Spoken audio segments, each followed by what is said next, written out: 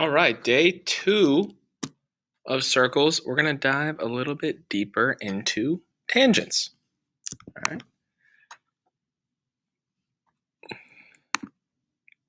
As a refresher, let's remember that tangents are lines that connect with a circle only once.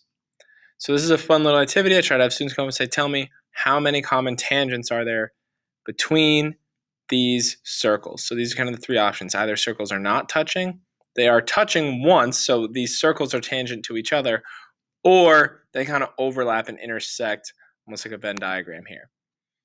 And it kind of makes sense that you'd go, well, I can see how you would have 1, 2, 3, 4 if they're not touching, only 3 where you actually include a line that goes through the shared tangent point of the circles, and then only 2 once the circles start to actually intersect.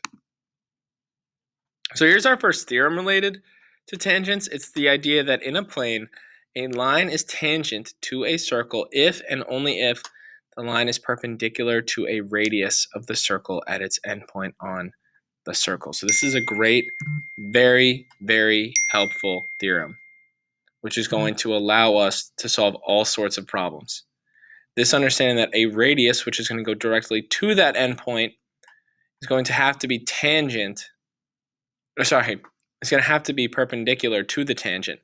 Think of it in terms of slopes. It's going to have to be like opposite reciprocal. If they weren't, then you could understand how the line would actually, if it wasn't an opposite reciprocal slope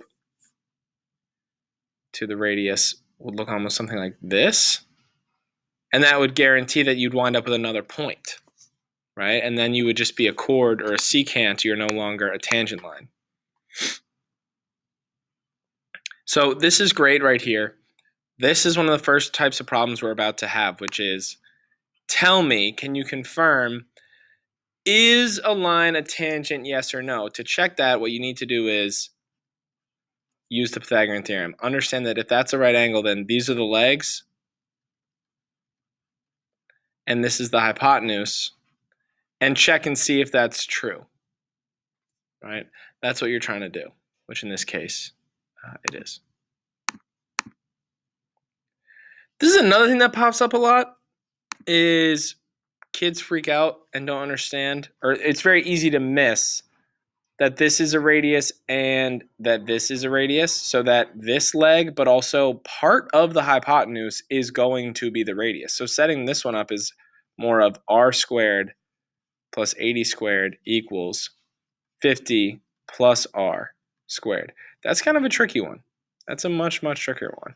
So you end up with 2500 plus 100r plus r squared equals r squared plus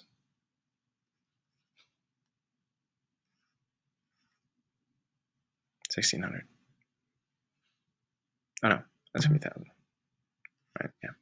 But you can see how that starts creating an issue, right? Yeah, there we go. 2,500, 6,400. Oh, nice little mental math error while recording my own video. Yikes. But you can see how you can still solve these problems. You just got to remember, a lot of times what will happen is students recognize that this is a radius, but then this will just be listed as, like, it really will be shown almost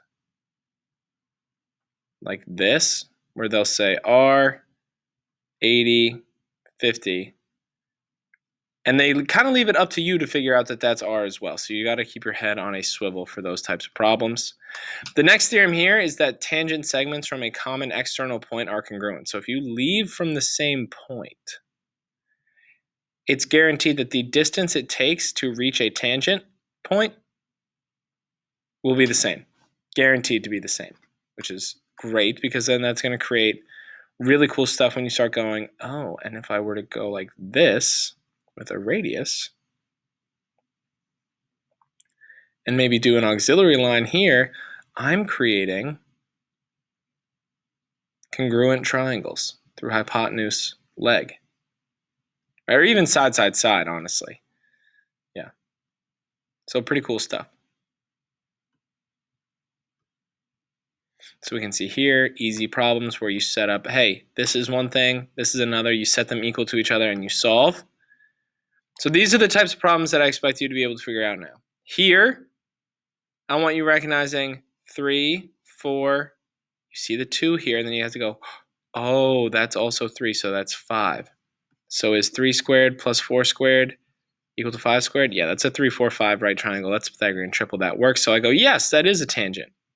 Here, finding the value of r is going to require adding these together to have a hypotenuse of r plus 18. So it's r squared plus 24 squared equals r plus 18 squared. And then this right here, you're just recognizing this is the same as this, so x equals 3. I'm a big fan of problems like this right here, finding this segment length, where now I'm not asking you to use the Pythagorean theorem to check if it is a tangent. I'm saying assume it's a tangent, which means you can assume that's 90. And this is where kids are always, they're smart enough to go, well, this is 10. And I go, right, so you guys are clever. I know you can do this. And then they blank on the fact that if this is a radius, so is this. You need to keep your eyes peeled for they'll do a lot of expecting you to do the heavy lifting. They're not going to give you that label. They're going to go, hey, we're going to tell you what the radius is once. We're not going to tell it to you twice. You have to understand that they're the same. So you go, okay, 6 squared plus the unknown side squared equals 10 squared. So 36 plus this unknown side squared equals 100. Oh, wow, look at that. The unknown side is 8. All right. And there is your lesson on tangents.